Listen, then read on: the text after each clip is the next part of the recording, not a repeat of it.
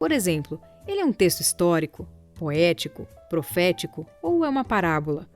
Nunca tente interpretar um texto histórico como sendo uma parábola e assim por diante. Procure entender qual é o sentido principal da mensagem desse texto. 5. Selecione as palavras que precisam de análise mais cuidadosa com a ajuda de um dicionário.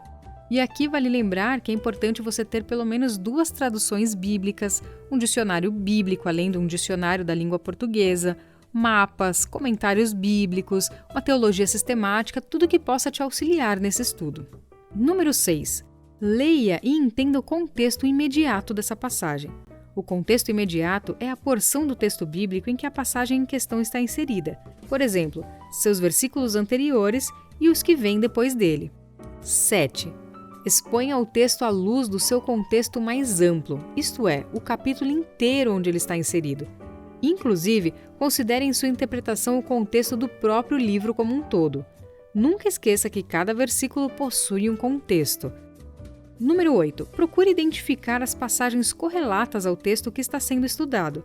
Isso significa que você deve considerar outros versículos bíblicos que estão relacionados ao mesmo tema estudado. Certamente, essas passagens relacionadas irão lançar luz ao texto estudado e contribuirão positivamente para a sua interpretação.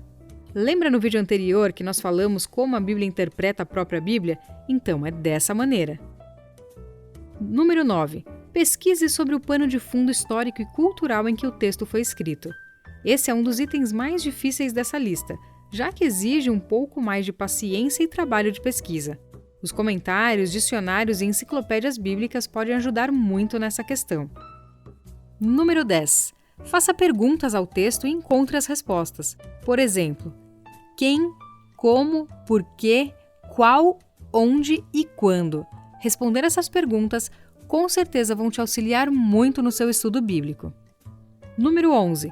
Identifique qual é a conclusão que pode ser tirada do texto estudado.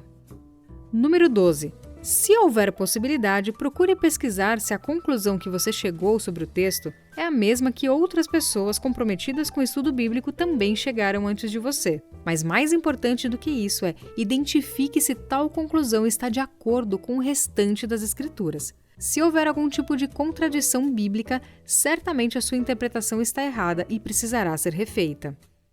Número 13. Após fazer a análise completa do texto estudado, procure responder qual é a lição transmitida com a interpretação desse texto que você pode aplicar à sua vida.